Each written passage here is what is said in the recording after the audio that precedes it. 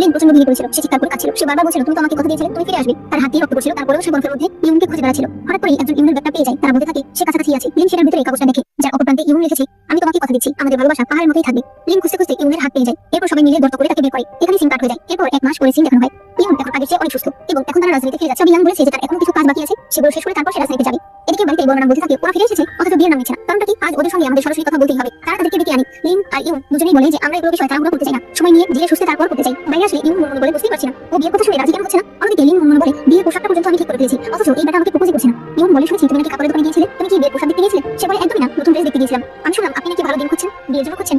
Yoon বলে একদমই না, দাদি বেড়াতে যাবে তাই একটা ভালো দিন খুঁজছি। এরপর সে রাগে চোটে বলে তুমি না বিয়ের জন্য খালি ছেলে দেখতে শুরু করেছিলে, এখন কি হয়েছে? লিন বলে কে জানে, এমন পুরুষ পৃথিবীতে আছে। নিজে থেকে কিছু বলছেই না। ইউন তখন হাসতে শুরু করে। এরপরে এদিকে লিনেরা ওইদিকে ইউনেরা সবাই মিলে প্ল্যান করছিল কিভাবে প্রপোজ করা যায়। এদিকে ইউন প্ল্যান করছিল যে সে লিনকে প্রপোজ করবে, অন্যদিকে লিন প্ল্যান করছিল সে ইউনকে প্রপোজ করবে এবং তার কিভাবে করবে তার সবকিছু ডিসাইড করে ফেলে। রাত হয়ে গেলে ইউন সেখানে এসে দেখে লিন মাতাল হয়ে গেছে। সে তখন তাকে নিয়ে যেতে থাকে। ইয়াং লিন আমাকে বলে তুমি জানো তুমি দেখতে অনেক সুন্দর। এই বলে সে বাগানে চলে যায় পেঁয়াজ করে তোলার জন্য। তখন আমান বলে এত কষ্ট করে লাগিয়ে নষ্ট করবে কেন? ইয়াং লিন বলে সত্যি কথা, তুমি এখনো আমাকে প্রপোজ করনি, কিন্তু আমাদের তো এগুলো যত্ন নিতে হবে। আমান বলে কিন্তু তোমার আমার বিয়ে তো বাড়িতে কি ঠিক হয়েছে? ইয়াং লিন বলে তো তুমি আমাকে নিজের দায়িত্ব হিসেবে পালন করছো। আমান বলে একদমই না, আমি মন থেকে তোমাকে পছন্দ করি, আমি মন থেকে তোমাকে বিয়ে করতে চাই, আমি শুধু তোমাকে নিজের স্ত্রী বানাতে চাই। সে কয়েকটা ফুল উঠিয়ে তাকে বলে তুমি কি আমাকে বিয়ে করবে? ইয়াং লিন বলে হ্যাঁ করবো। তবে এরপর ধাক্কা লেগে তারা দুজনেই পেঁয়াজ করে ক্ষেতের উপর পড়ে যায় আর সেখানেই একজন আরেকজনকে কিস করতে শুরু করে। অন্যদিকে লিন বলছিল তুমি আমার কথার উত্তর কেন দিচ্ছ না, তুমি কি কাঠে বানানো? দেখা যায় সে পিলারের সঙ্গে কথা বলছে। ইউন বলে হাজার জীবন কথা বললেও সে তোমার উত্তর দেবে না। লিন মনে বলে বোকা কথা, যাতে ও আমাকে প্রপোজ করে আমার মনের কথাটা বুঝতে পারে, এজন্য আমি মাথায় হওয়ার নাটক করছি, তাও বুঝতে পারছে না। মানুষ বলে সে নাকি প্লে বয়, আমি তো দেখি একটু রোমান্টিক না।